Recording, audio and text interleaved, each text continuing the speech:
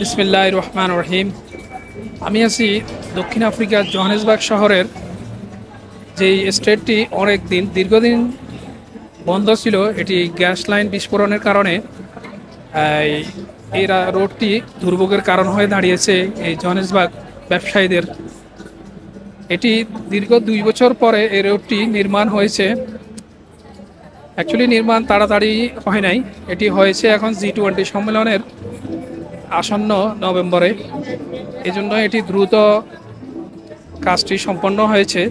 এখানে কয়েকশত ব্যবসায়ী দুর্ভোগের শিকার হয়েছেন, ব্যবসা বাণিজ্য ছেড়ে অন্যত্র চলে গিয়েছে।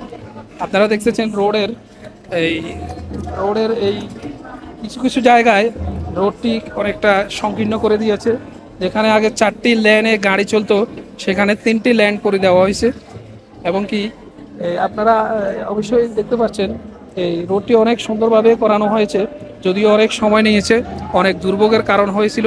সেটি আজকে এই মানুষ মুক্তি পেয়েছে সেটার থেকে। এখন আমাদের সামনে কথা বলবেন বিশিষ্ট ব্যবসায়ী হাসান, দক্ষিণ আফ্রিকার প্রবীণ ব্যবসায়ী এবং কি প্রবীণ লোক। আমরা ওনার থেকে জানতে চাইব এই রাস্তাটি কিভাবে ব্লাস্ট হয়েছিল। আপনি সর্বপ্রথম পোস্টটি করেছিলেন, আমি দেখছিলাম, আমাকেও পাঠিয়েছিলেন। জি হাসান ভাই। ধন্যবাদ সাউথ বাংলাকে। আসলে যখন আমি সন্ধ্যার সময় যখন বাসায় চলে যাব দোকান বন্ধ করে, তখনই একটা বিক্ষত আওয়াজ শুনতে পাই। আমি মনে করছিলাম বিল্ডিং হয়তো ধসে পড়তেছে। হঠাৎ করে দেখি রোডটা উল্টে গেল। পরে শুনলাম যে গ্যাস আক্রান্ত কারণে না কিসের কারণে এটা উল্টে গেল।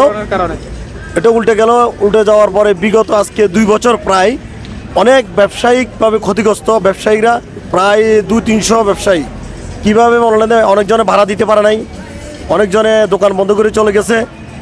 এখন আলহামদুলিল্লাহ আজকে ফাইনালিভাবে রোড চালু হয়েছে, সবাই দোকান আস্তে আস্তে খুলতেছে।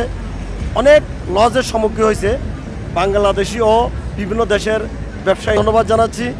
দেরিতে হলো আলহামদুলিল্লাহ আজকে সম্পূর্ণ হয়েছে, এই জন্য অনেক অনেক শুকরিয়া আল্লাহর কাছে, অনেক অনেক ধন্যবাদ সবাইকে।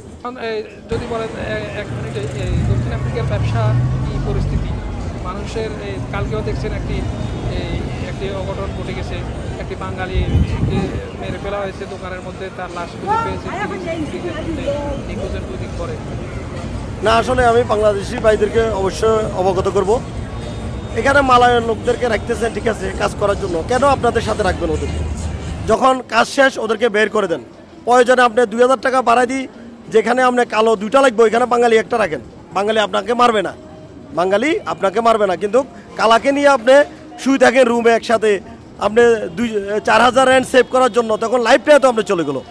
তো এই জন্য সবাই প্রতি অনুরোধ থাকবে, কালাদেরকে বাসাতে রাখবেন না, দোকানে কাজ শেষ সাথে সাথে চলে যাবেন। ধন্যবাদ হাসান ভাইকে তার মূল্যবান সময় দেওয়ার জন্য। সাউথ বাংলা থেকে আপনাকে অসংখ্য ধন্যবাদ। ধন্যবাদ সাউথ বাংলাকে। জি, সাউথ বাংলাতে আপনাকে স্বাগতম। আপনার নাম? আসসালামু আলাইকুম, আমার নাম সাইদ খোকন। আমি দক্ষিণ আফ্রিকা জোহানেসবার্গ থেকে। আপনার কি এই দোকানটি নতুনভাবে খুলছেন নাকি এটি আগেও ছিল, নাকি আপনি লোকসানের শিকার হয়েছেন? লোকসানের শিকার শুধু আমি না, এখানে এই ব্রিজ স্ট্রিটের যে রাস্তাটুকু ক্ষতিগ্রস্ত হয়েছে, এখানে সব ব্যবসায়ী ক্ষতিগ্রস্ত হয়েছে। তার ভিতরে আমার বড় ভাইয়ের দোকান ছিল কর্নারের, ওইটাতে অনেক টাকা পয়সা ক্ষতিগ্রস্ত হয়েছে। এক পর্যায়ে দোকানটা বন্ধ হয়ে গেছে। এখন ব্যবসা কি আগের থেকে ভালো হবে? আশা করতেছি আগের চাইতে ভালো হবে, যেহেতু রাস্তাটা তো এরকম ছিল না। এটা আরও এখানে পথচারী পারাপারের জন্য জায়গা আরও কম ছিল। তো দীর্ঘদিনের প্রতীক্ষার ফল, আর রাস্তার কাজও যেহেতু সুন্দর হয়েছে, আপনি তো দেখতেছেন রাস্তার কীরকম একটা পরিবেশ সৃষ্টি করা হয়েছে। তো আশা করতে পারি আগের চাইতে ভালো হবে। সাউথ বাংলা থেকে আপনাকে অসংখ্য ধন্যবাদ। ধন্যবাদ, আপনাকে ধন্যবাদ।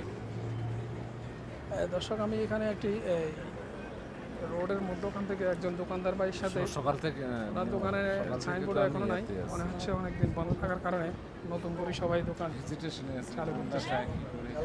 জি বড় ভাই, আপনার নাম? আমার নাম কামরুল। আপনার নাম কামরুল? জি জি ভাই। ভাই, আপনি কি দোকানটি আবার নতুন করে আজকে খুলছেন? জি, আজকে তো নতুন করে খোলা হয়েছে দীর্ঘ 2 বছর পরে। এটি কি আপনার নামে এগ্রিমেন্ট ছিল আগে নাকি না আপনি না নতুন না করে এখন আমরা agreement আমরা নতুন করে- করে এগ্রিমেন্ট করছি। তো কেমন লাগছে ব্যবসা বাণিজ্যের কি পরিস্থিতি মনে হচ্ছে? আশা তো করি ভালো হবে, কারণ এতদিন তো বন্ধ ছিল, এখনো বোঝা যায় না, তো আশা করি ভালো হবে আজকে। দক্ষিণ আফ্রিকা সাউথ বাংলা থেকে আমি রুবেল মোহাম্মদ, জোহানেসবার্গ থেকে।